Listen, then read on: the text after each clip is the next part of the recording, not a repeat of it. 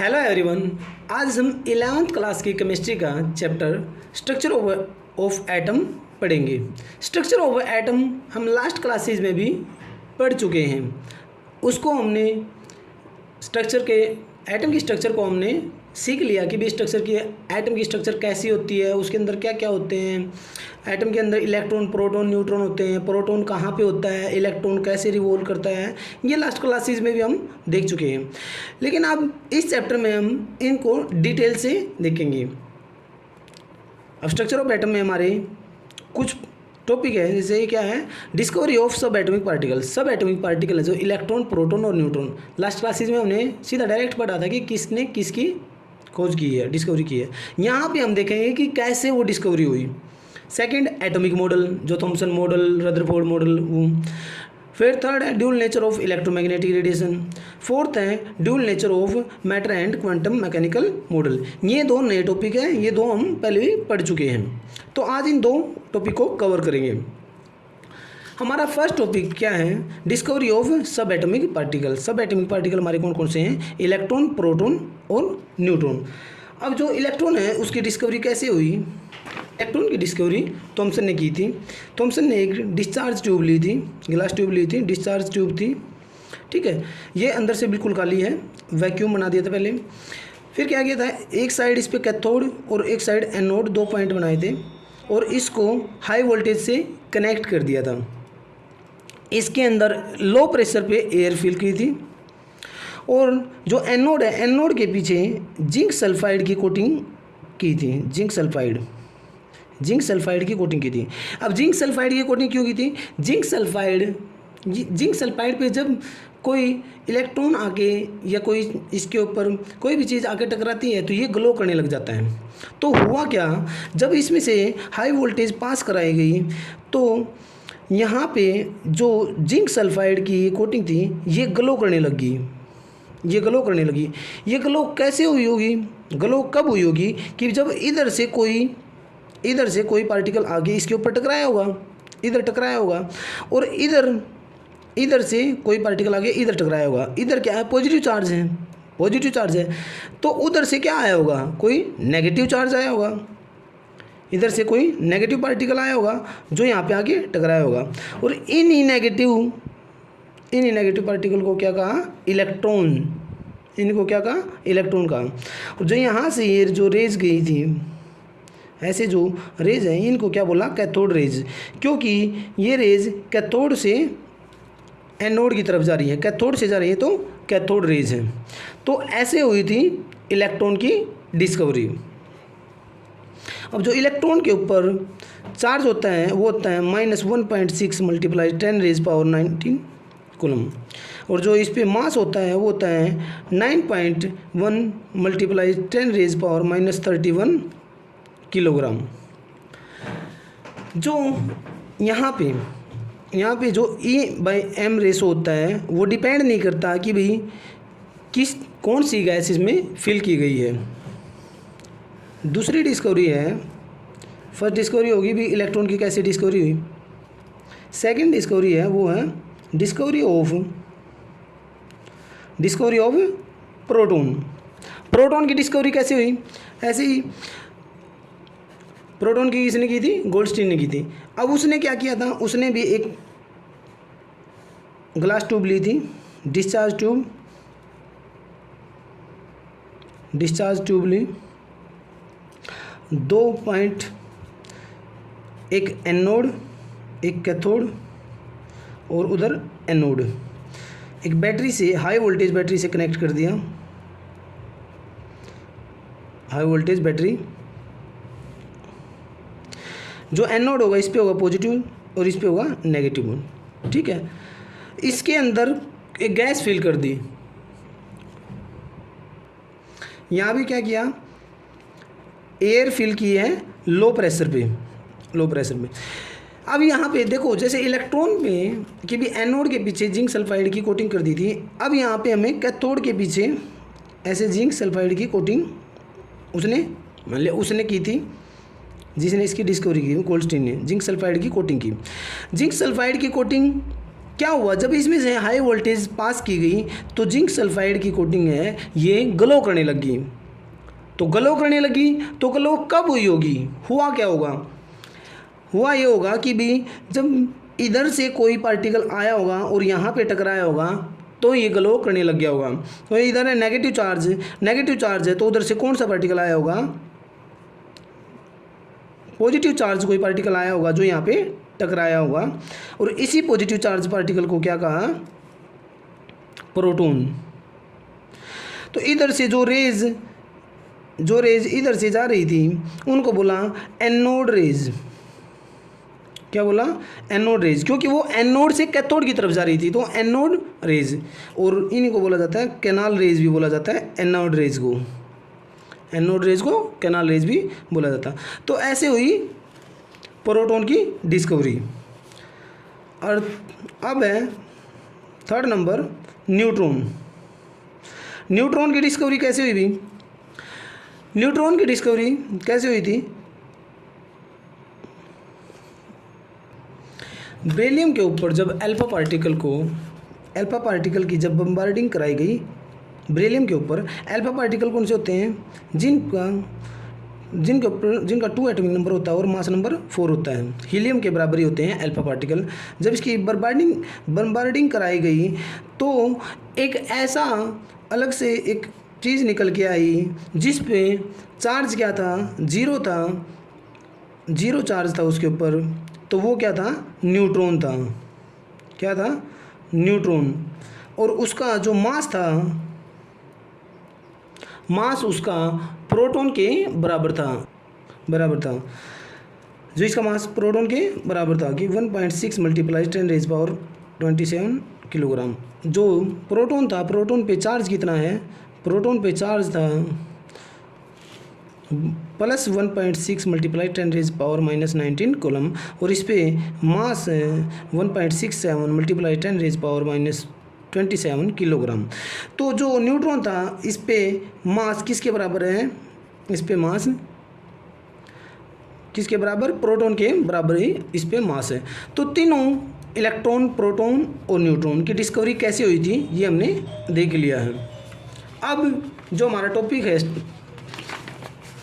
अब हमारा टॉपिक कौन सा है, टॉपिक हमारा एटॉमिक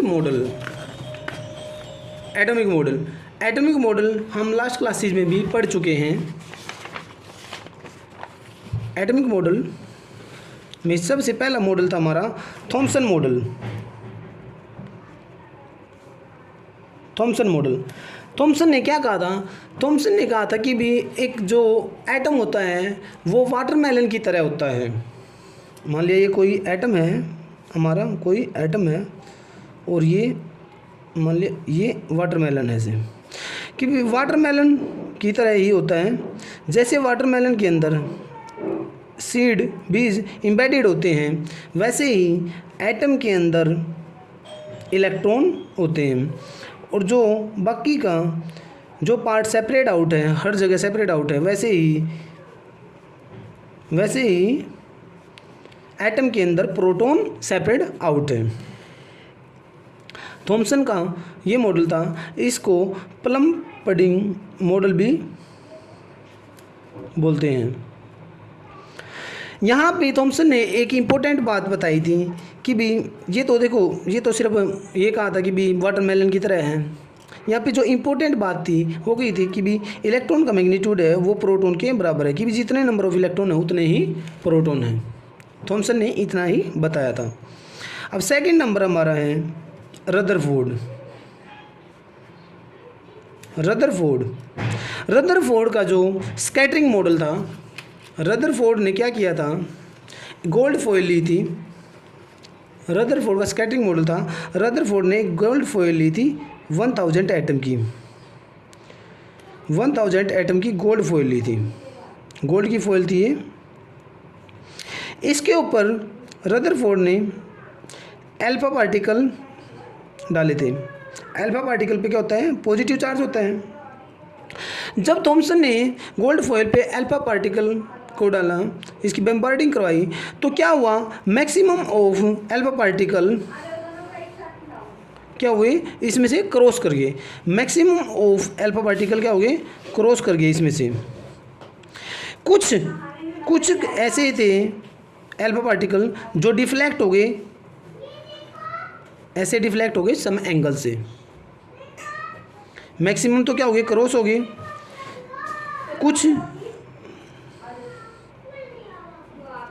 कुछ क्या हुए, डिफ्लेक्ट हो गए, डिफ्लेक्ट हो गए। Third number, very few particle, a very few particle, बहुत कम पार्टिकल कि भी जैसे 10,000 पार्टिकल में से एक दो पार्टिकल, एक आंसर दो, एक दो पार्टिकल, तो क्या हुआ, बहुत ही कम particle, a very few particle जो थे वो बाउंस बैक हो गए। बाउंस बैक का मतलब कि भी वो जिस एंगल से गए थे उसी एंगल से वापस आ गए, यानी कि 180 डिग्री पे गए थे, 180 डिग्री पे सीधे गए थे, 180 डिग्री पे वापस आ गए।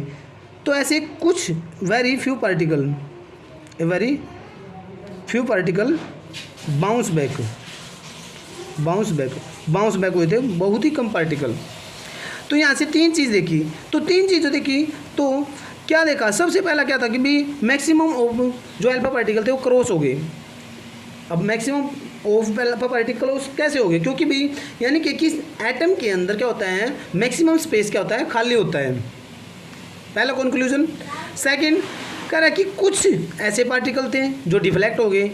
डिफ्लेक्ट कैसे होंगे, अल्फा पार्टिकल पे पॉजिटिव चार्ज, तो सामने उन्हें पॉजिटिव चार्ज ही मिला होगा, उनके जैसे वो जा रहे होंगे तो उनके आगे पॉजिटिव चार्ज होगा, तभी तो वो डिफ्लेक्ट हुए। ठीक है। थर्ड वन कह रहा है कि वेरी फ्यू पार्टिकल जो 180 डिग्री, मतलब क्या कह रहा है कि भी बिल्कुल सीधा गा, सेंटर से बिल्कुल सीधा गा 180 डिग्री पे, यानी कि उस जो बिल्कुल उसके सामने था वो क्या था, पॉजिटिव चार्ज था। क्या था, तो उसने क्या बताया यहाँ से, उसने कहा कि भी एटम के सेंटर में क्या होता है, पॉजिटिव चार्ज होता है, इसलिए तो बाउंस बैक हो गया। तो यहीं से रदरफोर्ड ने किसकी डिस्कवरी कर दी, यहीं से न्यूक्लियस की भी डिस्कवरी की थी कि भी यहाँ पे सेंटर में न्यूक्लियस होता है, और न्यूक्लियस पे क्या होता है, न्यूक्लियस के अंदर ही क्या होता है, प्रोटॉन होता है। ये तो था इसका स्कैटरिंग मॉडल रदरफोर्ड का। और रदरफोर्ड ने क्या कहा, और रदरफोर्ड ने कहा कि भी देखो, उसने क्या कहा कि भी एक एटम है, ये एटम है, एटम के अंदर, एटम के बीच में ये न्यूक्लियस है, इसमें प्रोटॉन है, और क्या कहा रदरफोर्ड ने कहा कि इस न्यूक्लियस के चारों तरफ इलेक्ट्रॉन ऐसे रिवॉल्व कर पा रहे हैं, रिवॉल्व कर पा रहे हैं। जब तो रदरफोर्ड के मॉडल को देखा गया तो एक लिमिटेशन सामने आई। इसकी लिमिटेशन क्या थी कि भी रदरफोर्ड मैक्सवेल थ्योरी को, मैक्सवेल ने एक थ्योरी दी थी, मैक्सवेल थ्योरी को ये एक्सप्लेन नहीं कर पाया। कैसे, मैक्सवेल थ्योरी क्या थी, मैक्सवेल थ्योरी ये थी कि भी अगर मान लिया कोई भी इलेक्ट्रॉन ऐसे रिवॉल्व करेगा तो वो अपनी एनर्जी लॉस करेगा, क्योंकि अंदर पॉजिटिव चार्ज है तो उसको अट्रैक्ट करेगा, ऐसे रिवॉल्व करेगा तो एट द लास्ट न्यूक्लियस में आके गिर जाएगा और हमारा जो एटम होगा वो अनस्टेबल हो जाएगा। जब मैक्सवेल ने रदरफोर्ड से ये बात पूछी गई तो रदरफोर्ड ने हाथ खड़े कर दिए और बोला कि मुझे नहीं पता, तो मैक्सवेल थ्योरी को एक्सप्लेन नहीं कर पाया। दूसरा, स्टेबिलिटी ऑफ एटम, एटम की स्टेबिलिटी को भी नहीं एक्सप्लेन कर पाया, क्योंकि अनस्टेबल हो गया ना, तो स्टेबिलिटी को भी एक्सप्लेन नहीं कर पाया। ये थी रदरफोर्ड की लिमिटेशन।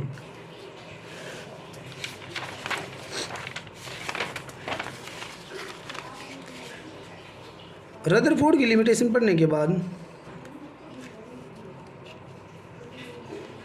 हमें कुछ टॉपिक पढ़ने हैं, आइसोटोप, आइसोबार, आइसोटोन और इलेक्ट्रॉनिक स्पीसीज। आइसोटोप्स क्या होते हैं, आइसोटोप्स वो होते हैं जिनका ऐसे कोई दो, एक एटम, ठीक है, कोई भी एक एलिमेंट है उसके ही एटम होते हैं, उनका अलग अलग क्या होता है आइसोटोप, जिनका क्या होता है, एटॉमिक नंबर सेम होता है, एटॉमिक नंबर सेम होगा बट डिफरेंट मास नंबर क्या हो, डिफरेंट हो। फॉर एग्जाम्पल क्या है, हाइड्रोजन के 3 आइसोटोप होते हैं, 1H1, 1H2 और 1H3। तीनों का एटॉमिक नंबर सेम लेकिन मास नंबर अलग। 1H1 है उसको प्रोटियम बोला जाता है, 1H2 को ड्यूटेरियम बोला जाता है और 1H3 को ट्रीटियम बोला जाता है। ये थे हमारे आइसोटोप्स। अब आइसोबार क्या होते हैं? आइसोबार वे होते हैं जिनका क्या होता है, मास नंबर सेम होता है। आइसोटोप्स वो आइटम्स होते हैं जिनका मास नंबर सेम होता है, लेकिन एटॉमिक नंबर क्या हो, एटॉमिक नंबर डिफरेंट हो। फॉर एग्जांपल आइसोबार के एग्जांपल हैं आर्गन और कैल्शियम। आर्गन और कैल्शियम दोनों क्या है, आइसोबार हैं। आर्गन का जो एटॉमिक नंबर 18 है, कैल्शियम का 20 है, इनका मास नंबर दोनों का क्या है, 40 है। देखो मास नंबर सेम है तो आइसोबार हैं। आइसोटोन्स क्या होते हैं? आइसोटोन्स वो एटम जिनमें नंबर ऑफ न्यूट्रॉन इक्वल हैं, नंबर ऑफ न्यूट्रॉन सेम है, लेकिन उनका एटॉमिक नंबर डिफरेंट है। ऐसे कौन से हो सकते हैं? अभी एक ऑक्सीजन है, मान लिया ऑक्सीजन और फ्लोरीन। ऑक्सीजन का एटॉमिक नंबर 8 है, फ्लोरीन का एटॉमिक नंबर कितना है, 9 है। मास नंबर क्या होता है? इसका मास नंबर होता है 16। फ्लोरीन का एटॉमिक नंबर कितना होता है, 9 होता है, और इसका मास नंबर होता है निभी जी। ऑक्सीजन और फ्लोरीन ये आइसोटोन्स नहीं होंगे, फ्लोरीन और नियोन दोनों ये आइसोटोन्स होंगे। फ्लोरीन का एटॉमिक नंबर होता है 9, इसका मास नंबर होता है 19, और इसका 10 होता है एटॉमिक नंबर, इसका मास नंबर होता है 20। अब देखो मास नंबर क्या होता है, न्यूट्रॉन कैसे निकलेंगे? मास नंबर क्या होता है? मास नंबर होता है proton plus neutron. Mass number कितना है, 19। मास नंबर क्या होता है, न्यूट्रॉन प्लस प्रोटॉन। अब न्यूट्रॉन मैं यहाँ से निकालूँ, न्यूट्रॉन कितने, 9 है, न्यूट्रॉन यहाँ से निकालूँ तो 19 में से माइनस हो जाएंगे तो कितने आए, 10। इधर भी ऐसे होंगे, न्यूट्रॉन क्या होगा, 20 माइनस 10 तो कितने, 10। तो दोनों का न्यूट्रॉन क्या है, 10 है, एटॉमिक नंबर अलग अलग है। तो ये क्या है, आइसोटोन्स है। अब आइसो इलेक्ट्रॉनिक स्पीसीज़ कौन सी? आइसो इलेक्ट्रॉनिक स्पीसीज़ वो हैं, वे एटम्स हैं जिनके अंदर नंबर ऑफ इलेक्ट्रॉन्स इक्वल हैं। फॉर एग्जांपल है सोडियम पॉजिटिव, मैग्नीशियम 2 पॉजिटिव और एल्युमिनियम 3 पॉजिटिव। तीनों में नंबर ऑफ इलेक्ट्रॉन इक्वल है। क्योंकि जो सोडियम का एटॉमिक नंबर 11 होता है, इस पर पॉजिटिव चार्ज के बाद जब इसने एक इलेक्ट्रॉन छोड़ दिया तो इसके 10 इलेक्ट्रॉन रह गए। मैग्नीशियम का एटॉमिक नंबर 12 होता है, 2 पॉजिटिव चार्ज यानी कि 2 इलेक्ट्रॉन छोड़ दिए तो इसके भी 10 इलेक्ट्रॉन रह गए। एल्युमिनियम का 13 एटॉमिक नंबर, 3 पॉजिटिव चार्ज यानी कि 3 इलेक्ट्रॉन इसने भी छोड़ दिए, तीनों के 10 इलेक्ट्रॉन तो तीनों के सेम इलेक्ट्रॉन, ठीक है, जिनमें नंबर ऑफ इलेक्ट्रॉन सेम होते हैं, वो हैं iso electronic species. Next topic है हमारा इलेक्ट्रोमैग्नेटिक रेडिएशन। इलेक्ट्रोमैग्नेटिक रेडिएशन कौन सी रेडिएशन होती है? इलेक्ट्रोमैग्नेटिक रेडिएशन वो रेडिएशन है जिनके अंदर इलेक्ट्रिक फील्ड और मैग्नेटिक फील्ड दोनों के दोनों होते हैं और दोनों एक दूसरे के परपेंडिकुलर होते हैं। Electromagnetic radiation is the form of energy that is produced by movement of electric charge. किसी भी इलेक्ट्रिक चार्ज की मूवमेंट की वजह से जो रेडिएशन बनेगी, ठीक है, वो होती है कौन सी, इलेक्ट्रोमैग्नेटिक रेडिएशन। और इलेक्ट्रोमैग्नेटिक रेडिएशन को प्रोपेगेट करने के लिए किसी भी मीडियम की ज़रूरत नहीं होती। फॉर एग्जांपल जो सनलाइट है, ये भी क्या है, इलेक्ट्रोमैग्नेटिक रेडिएशन है। अब आपको पता है सनलाइट यहाँ भी आ रही है, मून पे भी गई होगी, ये पूरे यूनिवर्स में जा रही है।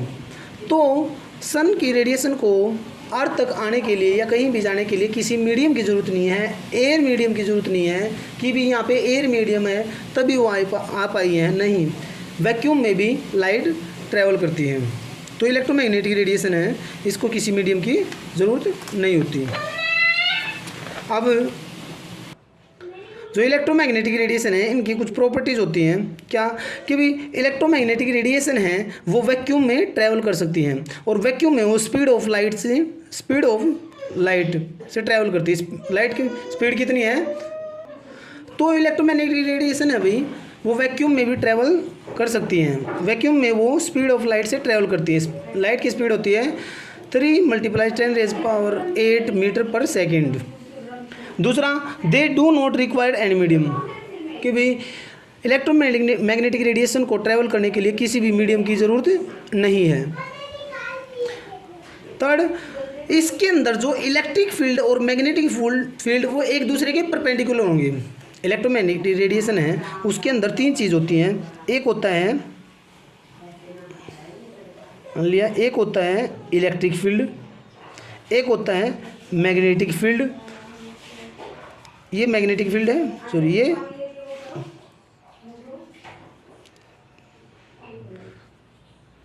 डायरेक्शन ऑफ प्रोपगेशन कि भी किस दिशा में वो जा रही है। एक मैग्नेटिक फील्ड है और एक क्या है? इलेक्ट्रिक फील्ड है। इलेक्ट्रिक फील्ड मैग्नेटिक फील्ड और डायरेक्शन ऑफ प्रोपगेशन ये तीनों एक दूसरे के परपेंडिकुलर होंगे। जैसे मान लिया कि भी मैग्नेटिक फील्ड है, मैग्नेटिक फील्ड इधर ऐसे मैग्नेटिक फील्ड है तो इलेक्ट्रिक फील्ड की क्या डायरेक्शन होगी? इलेक्ट्रिक फील्ड ऐसे होगा, इस डायरेक्शन में होगा। ये एक दूसरे क्या होंगी? 90 डिग्री पे होंगी, परपेंडिकुलर होंगी। तो कैसे ट्रैवल करेंगी? ऐसे ट्रैवल करेंगी, ये ऐसे ट्रैवल करेंगी और जिस डायरेक्शन में जा रही होंगी ये भी क्या होंगी? तीनों एक दूसरे के परपेंडिकुलर होंगी। क्योंकि electric field and magnetic field are perpendicular to each other and also perpendicular to the direction of wave propagation. जिस दिशा में जा रही है वो भी परपेंडिकुलर होंगी। ये तीनों चीज़ें एक दूसरे के परपेंडिकुलर होते हैं। अब इलेक्ट्रोमैग्नेटिक स्पेक्ट्रम क्या होता है? जो इलेक्ट्रोमैग्नेटिक रेडिएशन है वो बहुत तरह की होती हैं। UV rays, gamma rays, X rays, IR rays, microwave rays, radio waves, ये सारी इलेक्ट्रोमैग्नेटिक रेडिएशन होती हैं। अब इन सारी इलेक्ट्रोमैग्नेटिक रेडिएशन को फ्रीक्वेंसी या फिर वेवलेंथ के डिक्रीजिंग या इंक्रीजिंग ऑर्डर में अरेंज कर दिया जाए। मान लिया एक स्पेक्ट्रम ऐसे कि भी पहले यूवी रेज, गामा रेज ऐसे मान लिया सभी की फ्रीक्वेंसी ले रहे हैं हम और फ्रीक्वेंसी की इंक्रीज या डिक्रीजिंग ऑर्डर पे ऐसे सभी को अरेंज कर दिया जाए। अरेंज कर दिया जाएंगे तो ये क्या करेंगे? एक अरेंजमेंट बनाएंगी, एक अरेंजमेंट बना देंगी। उसी अरेंजमेंट को इलेक्ट्रोमैग्नेटिक स्पेक्ट्रम कहा गया है। समझ में आया इलेक्ट्रोमैग्नेटिक स्पेक्ट्रम क्या है? कि भाई जो इलेक्ट्रोमैग्नेटिक वेव्स हैं सारी की सारी इलेक्ट्रोमैग्नेटिक वेव्स को फ्रीक्वेंसी के इंक्रीजिंग या डिक्रीजिंग ऑर्डर में अरेंज कर देना और वो एक अरेंजमेंट बनाएंगी। उसी अरेंजमेंट को क्या कहा गया है? Electromagnetic spectrum. Okay student, I hope आप समझ गए होंगे। अब हमारा नेक्स्ट टॉपिक है वेव एंड देयर कैरेक्टरिस्टिक। जो वेव हैं इनकी कैरेक्टरिस्टिक। सबसे पहले है वेवलेंथ। वेवलेंथ क्या होती है? वेवलेंथ डिस्टेंस होती है दो क्रस्ट या दो ट्रफ के बीच की लेंथ होती है। मान लिया ये कोई वेव है, ये दो हैं, ये दो क्रस्ट है यानी कि दो ऊपर वाली, ठीक है, इसको मैक्सिमा बोलते हैं। इनके बीच की लेंथ या फिर इनके बीच की लेंथ ये होती है wavelength. The distance between two successive crest और trough of a wave is called wavelength. Wavelength lambda के द्वारा शो किया जाता है।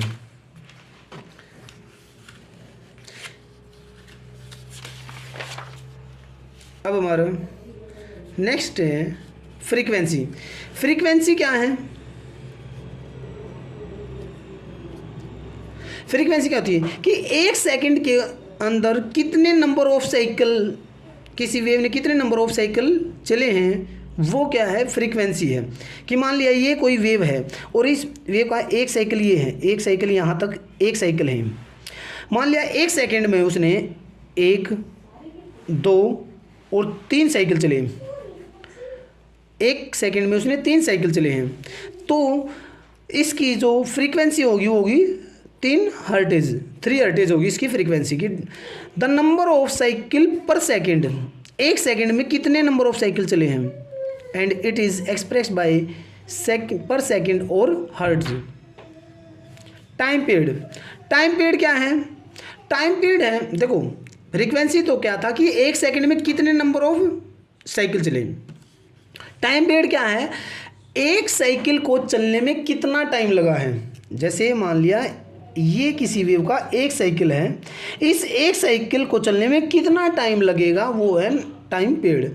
Amount of time a wave takes to travel 1 wavelength in second, कि भी एक वेवलेंथ को चलने में कितना टाइम, कितनी सेकंड, कितना टाइम लगाया उसने, वही क्या है, टाइम पीरियड है।